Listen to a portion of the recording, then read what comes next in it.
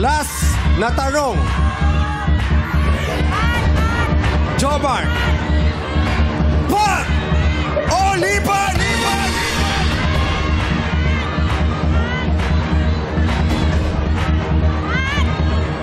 Pwede ba pakita mo yung 35,000?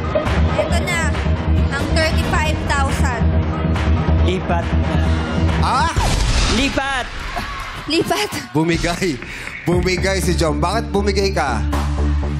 Po. Bakit bumigay? Bakit pinili mo lumipat? Di ko po alam kung masasagot ko. Sayang.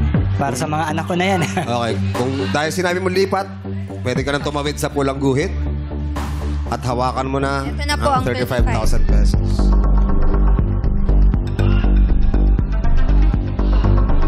Okay.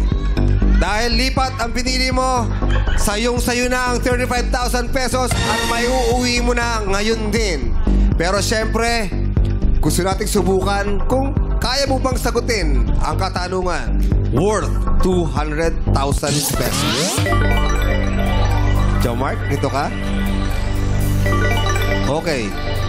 Meron ka 5 segundo. Sa 5 segundo na yon, kailangan sagutin mo agad. Dahil kapag tatapos ang 5 segundo, ibig sabihin, wala na. Hindi na ma-accept ang sagot mo. Adlang people, again, please quiet. Ipinagpalit mo sa 35,000 pesos ang katanungan worth 200,000.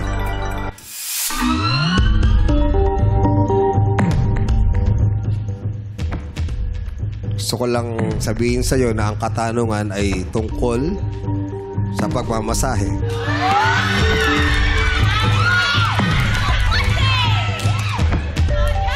Pero hindi natin alam kung ano yung tungkol sa pagmamasahe.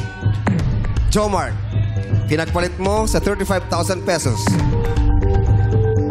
Ang tanong, noong 2005, ipinalabas ang pelikulang Masahista na humakot ng iba't ibang parangal. Ano ang popular full name ng bidang artista sa pelikulang ito na gumanap bilang si Iliak? Again, noong 2005, ipinalabas ang pelikulang Masahista na humakot ng iba't ibang parangal. Ano ang popular full name ng bidang artista sa pelikulang ito na gumanap bilang si Iliak? May 5 seconds ka? Go.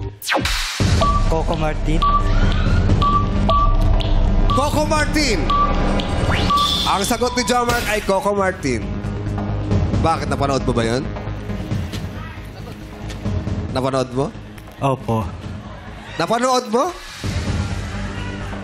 At dahil napanood mo, ang sagot mo, Coco Martin. Coco Martin is correct. Sayang! Go, Mark! Sayang. Alam niya, oo. Napanood niya nga eh.